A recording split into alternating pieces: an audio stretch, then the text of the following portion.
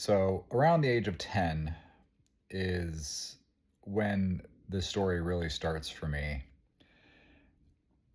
I was playing at a friend's house and I was running through their carport and I remember face planting.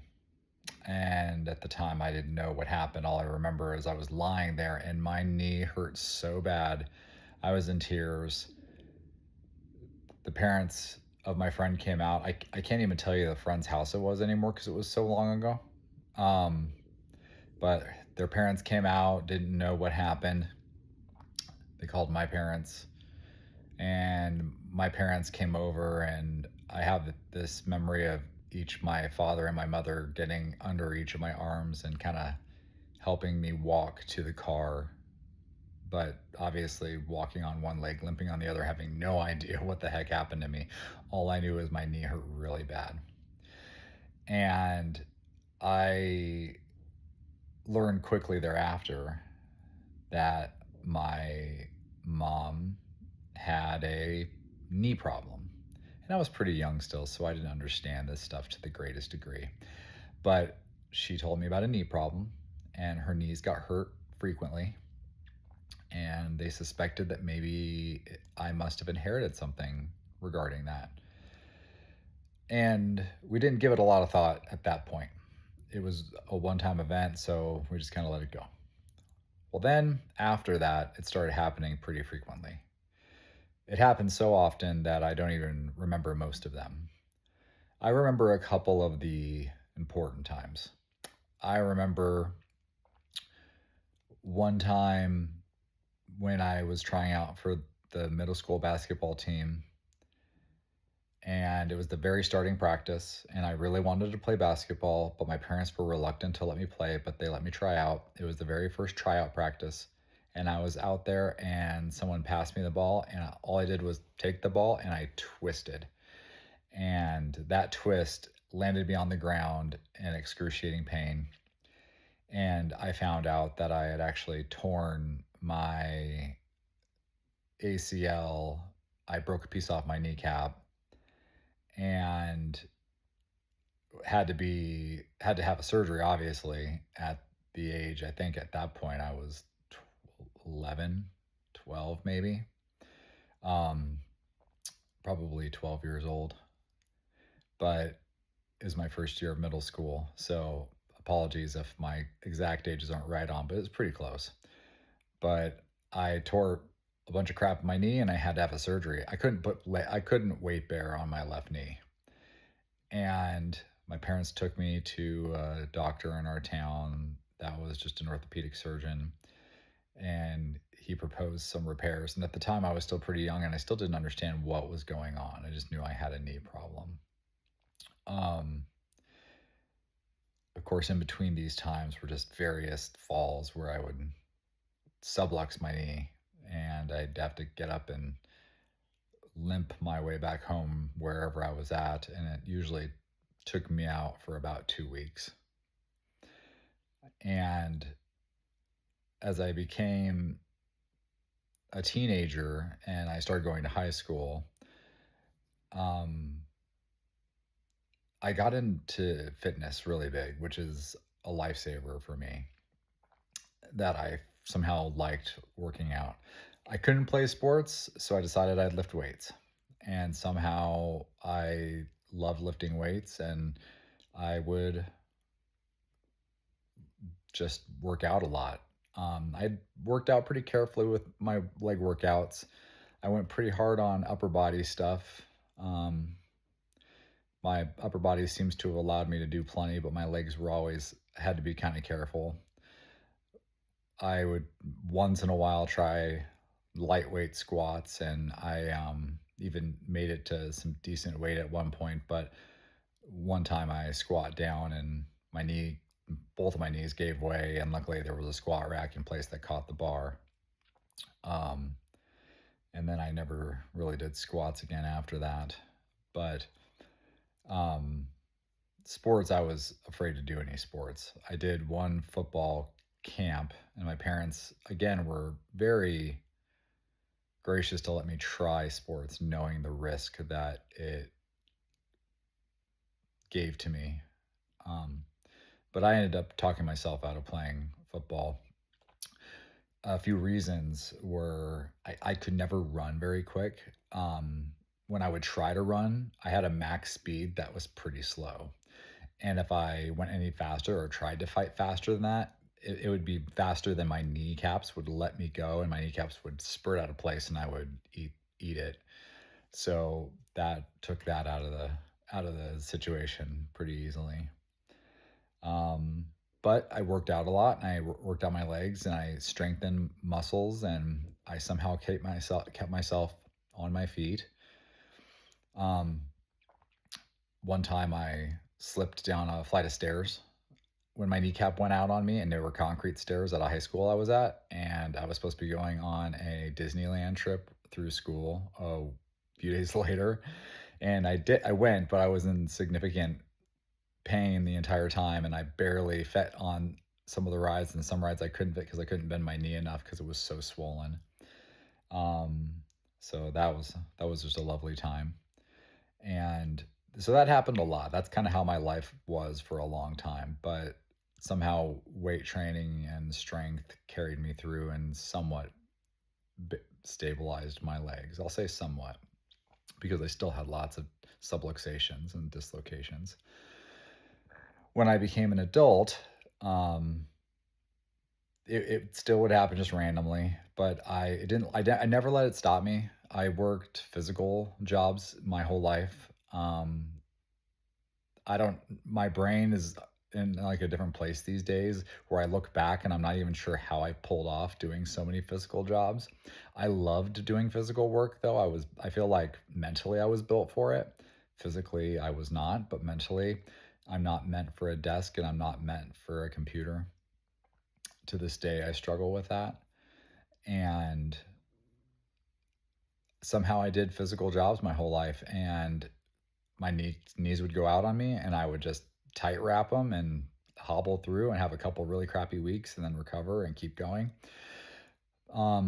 Then in my 20s, my hip started subluxing a little bit, which I found to be interesting. So for a little while, I wore compression shorts and I did some extra exercises for my hips, and I seem to have somewhat stabilized them. They only have hip subluxed once in a while since then. Um, And only in the last decade has some other things started showing up. I started dislocating my shoulders, and I'm 41, just for reference for age. So, in the last 10 years, my shoulders started dislocating or subluxing, I should say. Different situations, picking something up overhead, putting my arm out in weird ways that didn't do anything, and my shoulder would just drop. And then, in addition to all this stuff, and this may or may not have anything to do with all of these other connective tissue issues, but it likely pairs somewhat. I found out that I had several semi herniated discs in my lower back, as well as nerve compression, meaning that my spine has nerve impingement and is causing pain in my back and in my hip and my leg, as well as stenosis, which is the narrowing of the spinal canal, thus putting pressure on the nerves, and hypertrophy, which is bone overgrowth happening in the spine due to reoccurring micro damage. It's kind of the same way that you get stronger bones is through micro damage, but your spine doesn't necessarily go through the same micro damage. You want your spine bones to stay in a certain size so they can form healthily to your back. And so I just found out piece by piece I had so many problems. I have been to dozens upon dozens of orthopedic doctors. I've spoken to specialists around the world. I had calls with them and I'd send them my imaging. All of them would tell me that they've never seen anything as severe as me. They would give some ideas on what they think they may be able to do, but they're really not sure that it would help at all. Most doctors I went to would just look at me and say, I really don't know how to help you. I could refer you to a specialist at a Mayo Clinic or someone somewhere else. But most doctors didn't want to deal with it. And even to this day, most doctors don't want to deal with it. I happened across a doctor, though, in the more recent time when I was getting my shoulders really reviewed to find out how terrible they were. And that doctor was like, "Have you been tested for a genetic abnormality? Like, you have a connective tissue disorder. You clearly do. And there's something more going on in your body, and it'd be good to have something to associate it with." And I had not, but so he got me a referral to a geneticist. And it took a little while to get into the geneticist because they don't just take everybody, even if you have a referral. They want a reason to see you. So I had to send a packet of all my previous MRIs and x rays and then do a few other tests before the geneticist would see me. But then finally, the geneticist saw me. He did a physical test on me, and then they sent in a test to do a DNA analysis. My DNA actually didn't show an abnormality specifically for connective tissue disorder, but I do have an abnormality of unknown importance, which is not uncommon. We're all a little bit different as humans, but that abnormality of unknown importance, that variant can be anything and it could be related. But I have a clinical form of hypermobility Ehlers-Danlos. And so that's basically all of the soft tissue ligaments around my joints, shoulders, knees, hips, ankles, which I've twisted many times doing practically nothing, back, neck, skin, all have hyperlaxity. So they'll either stretch or give way in ways that are unnormal for people. Now, I have that issue, but I also had another issue in my knees in particular.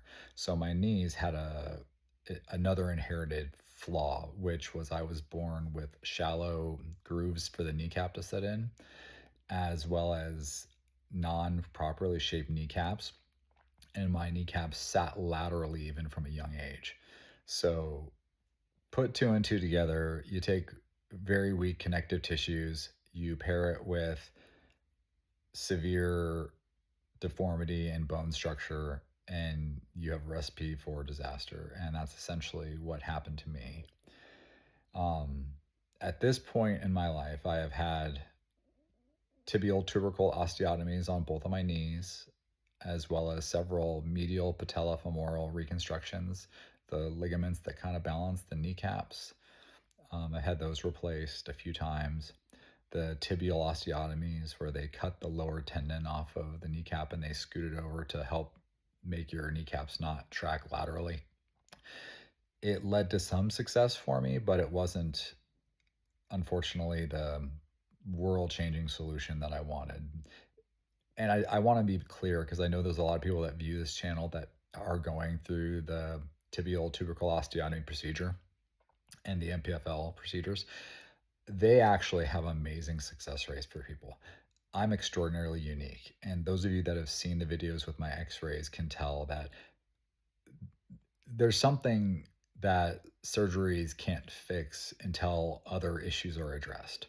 Now, if you're a relatively healthy person and you have an unstable kneecap and your x-rays look relatively normal, let's say you have a proper trochlear groove for your kneecap to sit in and your kneecap is shaped right, generally speaking, and there's not a lot of degeneration and deformity in that area, when you get an osteotomy to stabilize the kneecap, it can be a world of difference. And one MPFL replacement can be a world of difference.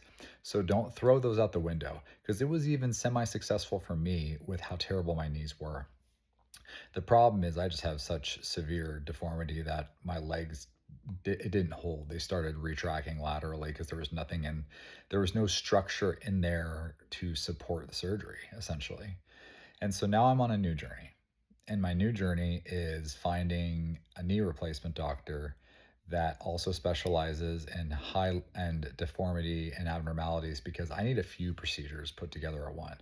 I need an alignment procedure paired with a proper knee replacement procedure. And because of my age and my desire to still live active and my fight that I've had for years to stay not in a wheelchair and moving around, I've got to find the right doctors. And I'm in the midst of talking to the right people and interviewing the right people. And my goal for our channel is to eventually share with you the results of that effort, as well as I want to make sure we get enough respect on this channel developed so that I can talk to some of these individuals and get them to let me interview with them live or record an interview and put it on this channel for you guys to see, and hopefully give you all hope that are going through these things on what to do. Um, I see a lot of comments online about Ehlers-Danlos and scaring the crap out of people, and people with joints that are dislocating and they don't know what to do. And it is a scary, painful, confusing process. And most of my life, I went looking for that same stuff. I looked online desperately for someone that went through these procedures, and there was barely anything out there, and there was nothing for me given my severity. So that's why I'm here. I'm going to be that for you. I am, as I've been told, one of the most severe versions, at least in my knees, of deformity. And I am here to be an example to all of you that you can fight to stay on your feet. You can fight to not be in a wheelchair. You can fight to not have to use a walker. And you can overcome some crazy difficulty with your body. And technology is only getting better. And I'm going to show you the process and share all the tips and tricks that I've learned over the years to manage this. I'm told by almost every doctor now that they're surprised I'm not in a wheelchair. I've mentioned that in other videos too. There is a reason I'm not in a wheelchair. It is not luck. It is not just by happenstance. It is because I follow regimens that most people don't have the will or wherewithal to do. But those regimens that I follow, nutritionally, physically, supplementary, they're the reason that I don't need a wheelchair right now. And it staved it off for as long as it has, because who knows how long any of us have, and who knows how long until my training and my muscles don't hold me together. I'm sure at some point I'll pass an age where my efforts allow me to stay away from those devices, unless I can get the right procedures, which I'm diving down the road of now. And I want you all to know that that option's out there too. If you're following this channel because of the TTO procedures that I had, please stay tuned, because I want to talk more about that. If you're following this channel because of the Ehlers-Danlos and you being someone that is a victim of such, and you're wanting to see how someone handles that, please follow that and include your own feedback. But I'm a living example of someone that's fought through crazy things to stay mobile and live the best life I can, while being given terrible hardships. Some of us are given harder cards than others, and we just got to fight through it together. But that's what this is about. And I hope that's what you all take out from this conversation. And if you're not yet subscribed to the channel, please do so. It's going to help me get to where my goal is, which is ultimately getting enough clout and respect that I can get legitimate people to speak with me on here that you guys will all benefit from. Because there are specialists that will not talk to anybody unless you go through a rigorous evaluation process and you get referred by certain doctors and you meet certain criteria. I'm going to do what I can to get those people to have a quick interview with me to just talk, so you can hear from some of the best people on the planet as to how to take care of some of these things. And there's some stuff I've already learned that I'm going to share through videos. But it's not possible for me to be as efficient and successful as I can be unless you help. And that's where subscribing to the channel comes into play. So follow our Joint Warriors page on Facebook. Subscribe to me on YouTube if you would. It would be a great courtesy and honor for you to do that.